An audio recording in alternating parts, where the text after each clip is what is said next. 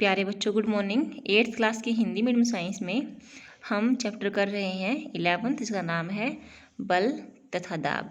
इसमें कल हमने पढ़ा था अपकर्षण तथा अभिकर्षण। अपकर्षण क्या होता है? अपने से दूर धक्का देना, और अभिकर्षण होता है अपनी ओर खींचना। हिंदी में कहें तो, इंग्लिश में कहें तो अपकर्षण मीन्स पुश एंड अभिकर्षण मीन्स पुल। ठीक है बेटे।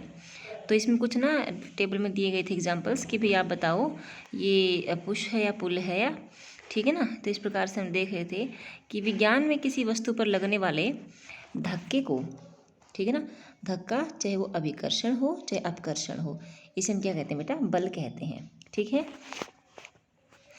तो आगे हम देखते हैं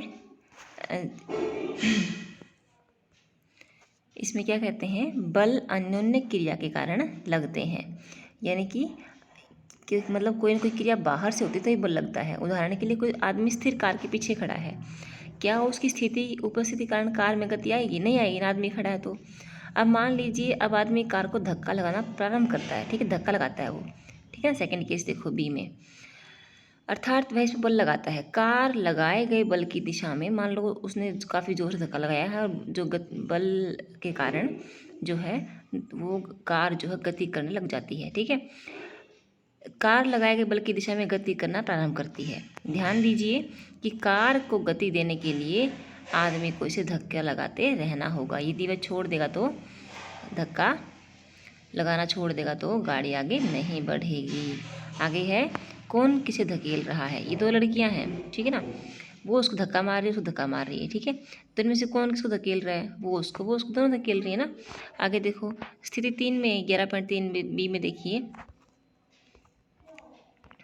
11.3 ए था, ये एक दूसरे को धक्का मार रही हैं, और 11.3 बी में देखिए ये एक दूसरे को खींच रही है। तुम खेलते भी है ना बेटा, है ना, हाथ पकड़ के घूमते हैं, तो ये एक दूसरे को धक्का मारती हुई प्रतीत होती हैं। वो उसको खींच रही है, उसको खींच रही है, तो दोनों लड़कियां एक दूसरे को धक्का मारती प्रतीत हो रही है, जबकि चित्र 11.3 बी में एक दूसरे को खींचने का प्रयास कर रही हैं। ठीक है।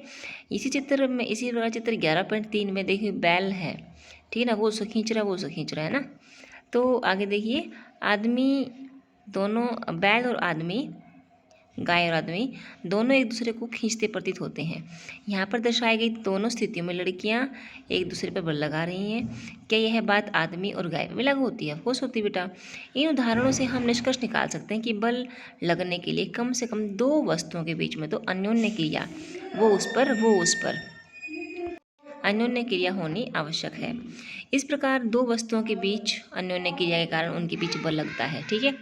बलों की खोजबीन। आइए बलों के बारे में कुछ अधिक सीखने का प्रयास करें। ठीक है। तो इसमें कह रहा है कि कोई भारी संदूक या मेज है, उसको धक्का लगाएं और आप खींच सकते हैं कि नहीं खींच सकते हैं। ठीक है ना।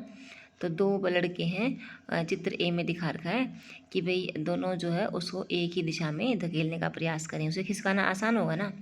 अब उसी वस्तु को फिर से धकेल, लेकिन इस बार अपने मित्र से यह कहना कि आप जिस दिशा में धकेल रहे हो, आपका मित्र उसके विपरीत दिशा में धकेलेगा। ठीक है ना। और देखते हैं कि ये संदूक या बॉक्स किस तरफ खिसकता है। जो ज़्यादा बल लगाएगा उसी तरफ खिसकेगा। ठीक है। इसी प्रकार जो रस्साकशी का खेल होता है, उसमें भी दो टीमें होती हैं जो एक दूसरे की तरफ खींचती हैं। वो उसे खींचेगी, वो उसे खींचेगी। तो टीम जीतती कौन सी बेटा? कौन सी टीम जीतती है ना? जो ज़्यादा बल लगाती है। तो रस्सा बिल्कुल नहीं खिसकता अगर दोनों समान बल लगाती हैं ना। तो जो टोली अधिक जोर लगाएगी तब वही जीत जाती है। ठीक है ना। ये उदाहरण बल के बारे में क्या दिखाते हैं? किसी वस्तु पर एक ही दिशा में लगाए गए बल जुड़ जाते हैं, और किसी वस्तु के विपरीत दिशा में लगाए गए बल एक दूसरे को काटते हैं, और जो बल ज़्यादा लगता है वही दिशा करता है। देखिए अब स्मरण कीजिए क्रियाकलाप 11.2 में जब आप और आपके मित्र ने भारी संदूक को एक ही दिशा में धकेला तो क्या हुआ था? संदूक बहुत जल्दी सरक जाएगा, है ना बेटा। यदि किसी वस्तु पर दो बल विपरीत दिशा में कार्य करते हैं तो इस पर लगने वाला कुल बल जो है दोनों बलों के अंतर के बराबर होता है। ठीक है ना।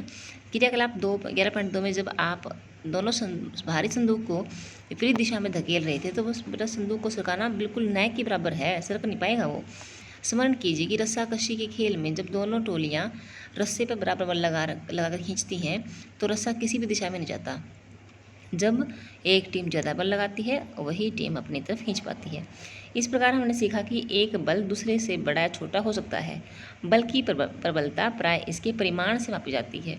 बल के बारे में बातें करते समय हम दिशा का उल्लेख करना भी ज़रूरी समझते हैं, जिस दिशा में वह कार्य कर रहा है। यह भी याद रखिए, यदि लगाए गए बल की दिशा या परिमाण में परिवर्तन हो जाए तो इसका प्रभाव भी बदल जाता है ना। यदि दिशा बदल जाए तो भी बदल जाता है उसका इफेक्ट। ठीक है बेटा, कम ज़्यादा हो जाए तब बदल जाता है।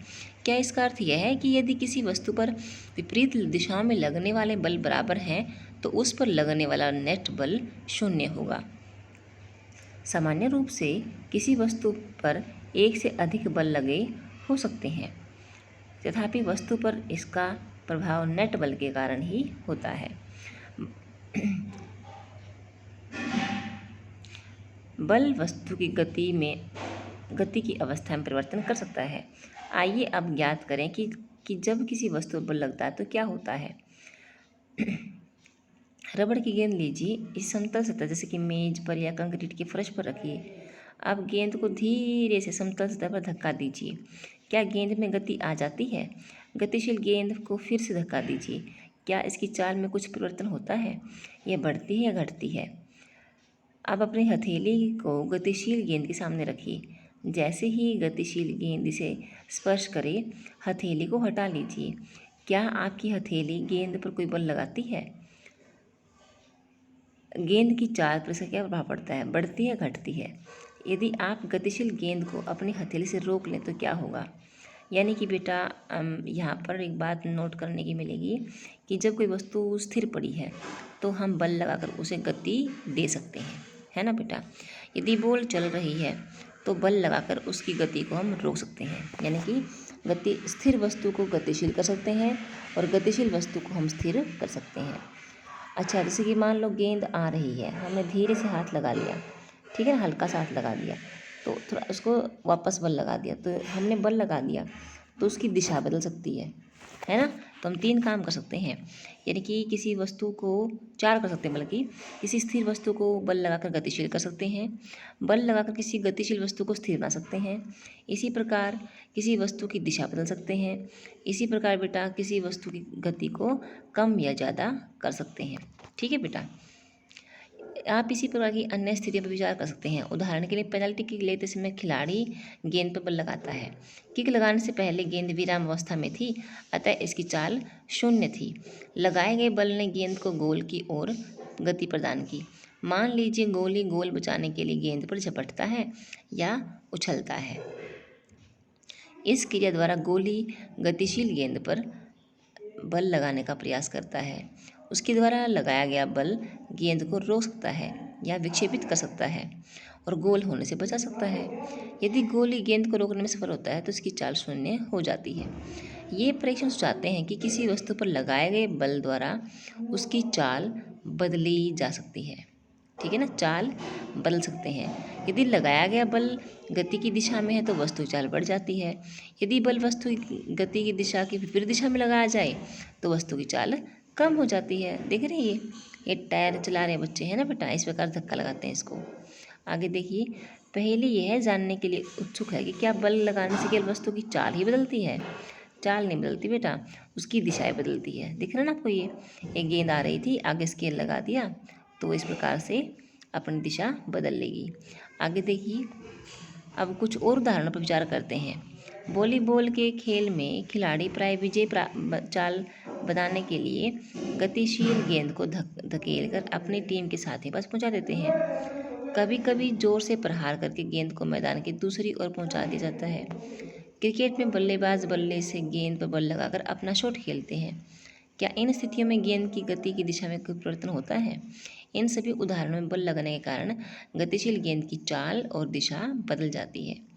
ठीक है बेटा, आगे तो किसी वस्तु की चाल अथवा उसकी गति की दिशा अथवा दोनों में होने वाले परिवर्तन को इसकी गति की अवस्था में परिवर्तन द्वारा व्यक्त किया जाता है। अतः बल द्वारा किसी वस्तु की गति की अवस्था में परिवर्तन लाया जा सकता है। गति की अवस्था, किसी वस्तु की गति की अवस्था का वर्णन इसकी चाल तथा गति की दिशा से किया जाता है। विराम अवस्था को शून्य चाल की अवस्था माना जाता है। कोई वस्तु विराम अवस्था में अथवा गतिशील अवस्था में हो सकती है, दोनों ही इसकी गति की अवस्थाएं हैं। क्या इसका यह अर्थ है कि बल लगाने पर सदैव किसी वस्तु की गति की अवस्था में परिवर्तन होगा? ऐसा नहीं बेटा, आगे देखो और बात पड़ेगी। यह हमारा सामान्य अनुभव कि अनेक बार बल लगाने पर भी वस्तु की गति की अवस्था में परिवर्तन नहीं होता। उदाहरण के लिए एक भारी संदूक आपके द्वारा अधिकतम बल लगाए जाने पर भी गति ना करे। इसी प्रकार यदि आप किसी दीवार को धकेलने का प्रयास करें तो हो सकता है कि बल का कोई प्रभाव दिखाई ही ना दे। ठीक है बेटा, तो यहाँ तक आपने लेसन पढ़ना है, इसके बाद हम अगले लेक्चर में करेंगे। इसी तरह thank you and all the best.